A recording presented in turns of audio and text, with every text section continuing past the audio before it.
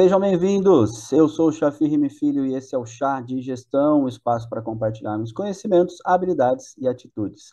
Nessa série de vídeos eu estou falando um pouquinho sobre a norma ISO 9001, do Sistema de Gestão da Qualidade. E hoje eu vou passar sobre o requisito 6, que é sobre planejamento.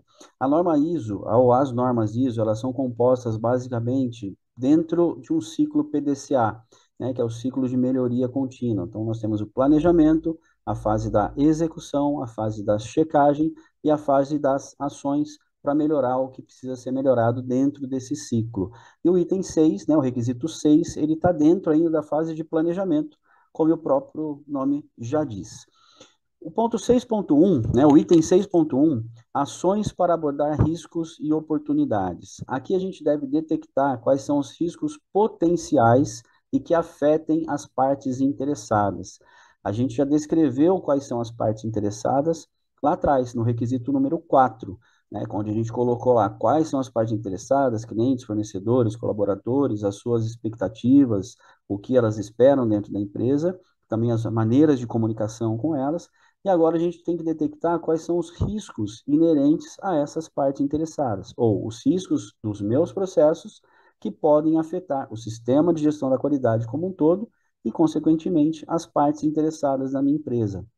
A gente também vai conseguir identificar os pontos cegos, ou melhor, a gente precisa identificar os pontos cegos de cada processo quando há, ou mesmo dentro de alguns fluxos dentro da empresa, né? Porque a gente tem ali, muitas vezes, uma visão muito focada, deixando de lado algum ponto cego ali que a gente não consegue detectar no momento. E a hora que a gente começa a implantar esse sistema de gestão da qualidade, a gente começa a ter uma visão muito mais abrangente de todo o processo que está dentro da minha empresa ou de todos os processos que fazem parte dos fluxos da minha empresa. Então, a gente consegue identificar esses pontos cegos e que muitas vezes eles são riscos muito grandes. A gente precisa também falar sobre implantar uma cultura de observação de riscos e ações preventivas. A gente já falou também no item 5 sobre liderança, né? Que liderança precisa incentivar com que todos colaborem para a busca da melhoria contínua da empresa. E aqui também a liderança precisa colocar isso em prática, né, e apoiar, incentivar, com que todos tenham essa observação de risco e também ações preventivas, não só ficar observando o que está errado, mas também tomar ações preventivas em relação aos riscos dentro da empresa. Uma coisa interessante é que risco não é necessariamente coisas ruins, tá? A gente pode ter riscos bons. Se eu fizer isso desse jeito, corre o risco de dar certo. Se a gente colocar um planejamento de lançamento de um novo produto, corre-se o risco de dar certo. É isso que a gente precisa deixar registrado. Todos os riscos inerentes às ações dentro da minha empresa, sejam eles negativos ou positivos, nesse exemplo que eu dei.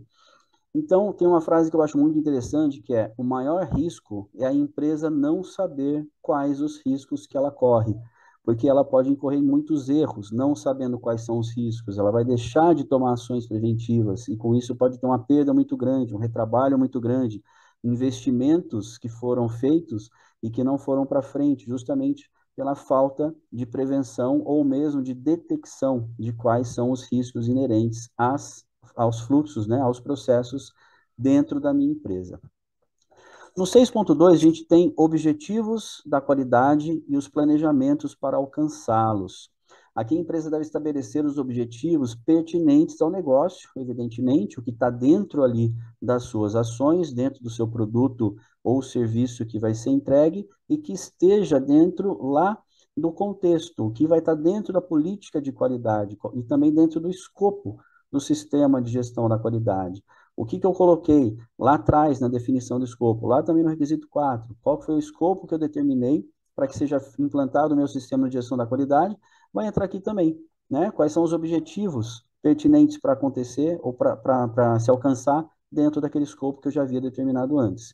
A gente vai incluir metas, né, para esses processos ou para os departamentos e também criar indicadores de acompanhamento para que isso seja atingido. Uma dica também, uma maneira fácil de a gente colocar, né, essas metas e fazer esse acompanhamento é a gente determinar metas daquela sigla em inglês do SMART, né, metas SMART, que são as metas que são específicas, as metas que são mensuráveis, as metas que são atingíveis metas realistas e metas com um tempo definido. Então, eu preciso determinar tudo isso dentro da minha empresa, tá? Então, essa ferramenta Smart, ela facilita também para que a gente consiga entender tudo isso inerente, ou melhor, especificamente para cada departamento. A gente não pode colocar uma meta única para todo mundo, por exemplo. Então, o ideal é que a gente faça isso separadamente, para cada setor, para cada departamento, ou para cada produto, por exemplo, né, ou serviço entregue, cada um teria uma meta. Uma maneira fácil também para a gente implantar, né, uma ferramenta que é fácil de a gente implantar, porém exige um trabalho de acompanhamento muito grande para fazer para analisar esses indicadores, é o chamado OKR, que são os objetivos e resultados-chave, né? Então a gente coloca ali um objetivo que a empresa quer chegar e quais são os resultados-chave que eu preciso atingir para que eu alcance aquele objetivo. Então, essa também é uma outra ferramenta bem interessante, tanto a Smart quanto o OKR, também ligado aos OKRs, a gente tem os KPIs, isso tudo a gente tem aqui também em algum conteúdo do Chá de Gestão, procure lá, ferramentas da qualidade, tem material sobre indicadores, tem material sobre os OKRs, então tudo isso está lá com um pouquinho mais de detalhe de como fazer essa implantação. Então, esse item 6.2, ele fala justamente isso, quais são os objetivos e o planejamento para que eu alcance esses objetivos. Não basta colocar uma meta, mas eu tenho que ter um plano para que essas metas sejam atingidas. O 6.3, ele fala sobre planejamento de mudanças. Então, todas as mudanças feitas na empresa e que afetem o sistema de gestão da qualidade, elas devem ser planejadas, assim como as metas, assim como os objetivos. Houve um planejamento anterior em relação a isso. Quais são os pontos a serem considerados, tanto no planejamento, tanto nos riscos e também no atingimento dessas metas, né? E essas mudanças, esse planejamento de mudanças, ele deve ser em relação às coisas internas da empresa. Pode ser feito em relação à parte física, né, espaço físico, a compra de novas máquinas, lançamento de novos produtos, tudo isso deve ser planejado considerando aquilo que a gente já falou antes, em relação aos riscos, em relação às responsabilidades, em relação aos processos e tudo mais. Então, tudo isso a gente precisa ter dentro do planejamento. Então, o que foi, o que é ou o que será utilizado, né? O que eu já utilizei, o que eu vou utilizar para fazer um lançamento de novo produto, para ampliar a minha empresa, para abrir uma nova unidade, para abrir uma filial, enfim, todo esse planejamento que está inerente ou que está inserido dentro da empresa, ele precisa ter um planejamento muito bem feito. Esse foi o item 6 da norma, o requisito 6 da norma ISO 9001 do Sistema de Gestão da Qualidade. Eu vou ficando por aqui.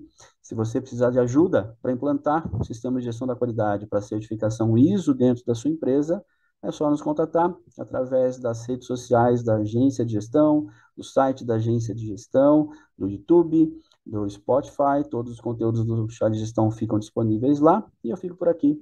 Até a próxima. Tchau, tchau.